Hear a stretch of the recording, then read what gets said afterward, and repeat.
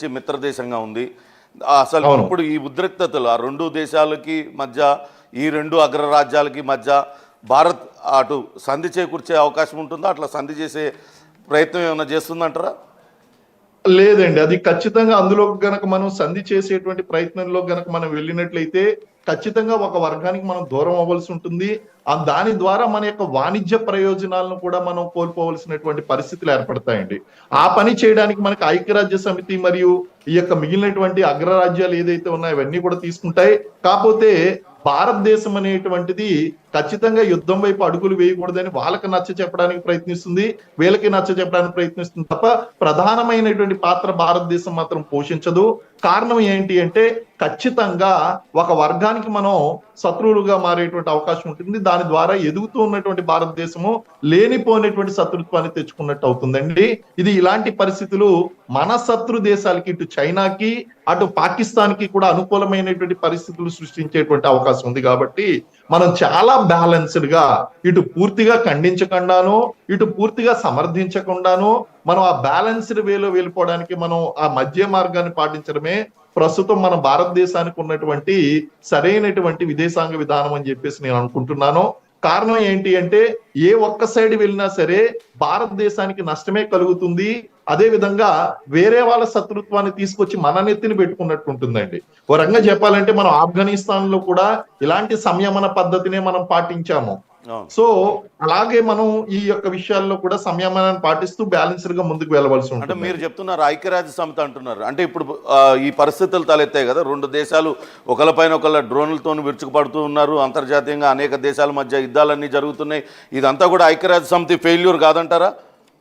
ఖచ్చితంగా ఫెయిల్ అయిందండి. ప్రస్తుతం ఉన్నటువంటి పరిస్థితుల్లో అది ఖచ్చితంగా ఫెయిల్ అయింది. కారణం ఏంటి అంటే ఇక్కడ ఎవరైతే ఐక్యరాజ్య సమితిలో వీటో పవర్ ఉన్నటువంటి దేశాలు ఉన్నాయో ఆ దేశాలే ఒక వర్గం వైపు చేరుకుపోవడం అనేటువంటిది ప్రధానమైనటువంటి కారణం అయిందండి. సో రంగా చెప్పాలి అంటే ఐక్యరాజ్య సమితి అనేటువంటి విషయాన్ని మనం అర్థం చేసుకోవాలి. వీళ్ళకి ఆయుధాలు సప్లై చేస్తున్నారండి. ఆయుధాలు సప్లై చేయడం వల్ల వాళ్ళకి బెనిఫిట్ అవుతుంది.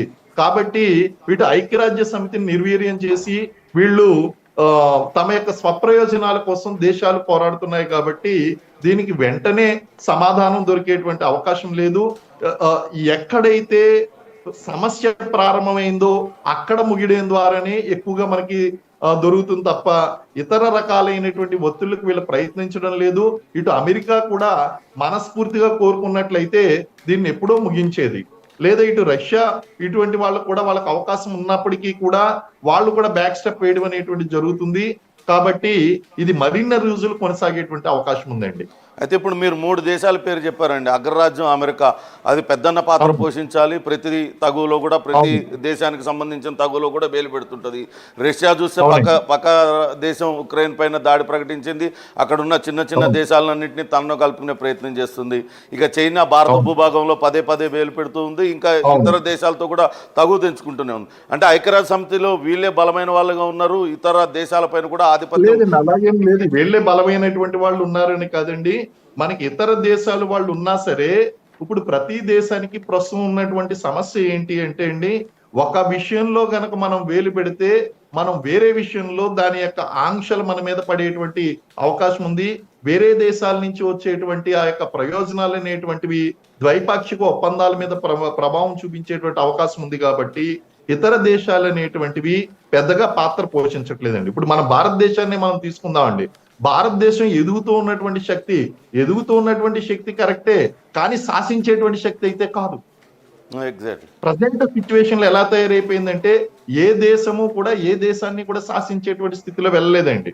ఎప్పుడైతే ఒక అబ్సల్యూట్ పవర్స్ అనేటువంటి ఉంటాయో, అబ్సల్యూట్ పవర్స్ అనేటువంటి స్వప్రయోజనానికి వాడకుండా అది మొత్తం ప్రపంచ శాంతి కోసం ఉపయోగిస్తారో అటువంటిప్పుడు ఉపయోగపడుతుందండి. కానీ అలాంటి దృక్పథం ఉన్నటువంటి దేశాలు ఇప్పుడు మనకు కనిపించట్లేదండి. ప్రతి దేశానికి కూడా వాటికి అంతర్యుద్ధాలు ఉన్నాయి. ఈ ల్యాండ్ బార్డర్ ఇష్యూస్ ఉన్నాయి. నైబరింగ్ కంట్రీస్ తో వాళ్ళకి సత్సంబంధాలు అనేటువంటి సరిగ్గా లేవు. ఎవరి ప్రాబ్లమ్స్ వాళ్ళకి ఉన్నాయండి.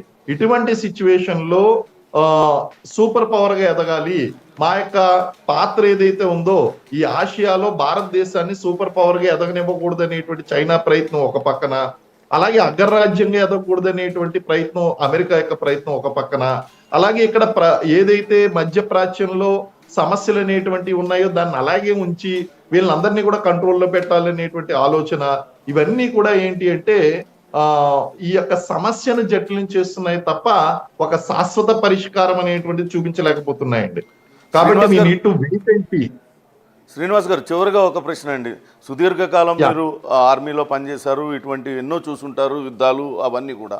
ఇప్పుడు ఇరాన్ అధ్యక్షుడు హెలికాప్టర్ కూలిపోవడం, ఆయన మృతి చెందడం, మీరు ప్రతికూల పరిస్థితులు అయి ఉండొచ్చు అని చెప్పారు. అలానే ఇటు అనుమానాలు కూడా కొట్టిపారేయలేమని చెప్తున్నారు. అసలు కంక్లూజన్కి రావాల్సి వస్తే ఏ రకంగా రావాల్సి ఉంటుంది?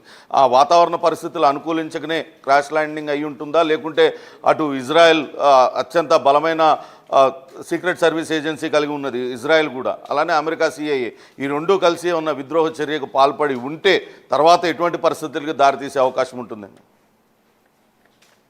ఒకటండి, ఫస్ట్ ఆఫ్ ఆల్ కంక్లూషన్ రావడానికి ఇట్ ఈస్ టూ ప్రీమెచ్యూర్ అండి. ఎందుకంటే మనం ఇనీషియల్ గా ఉన్నటువంటి ప్రాబబిలిటీస్ మాత్రమే అంచనా వేయగలమండి.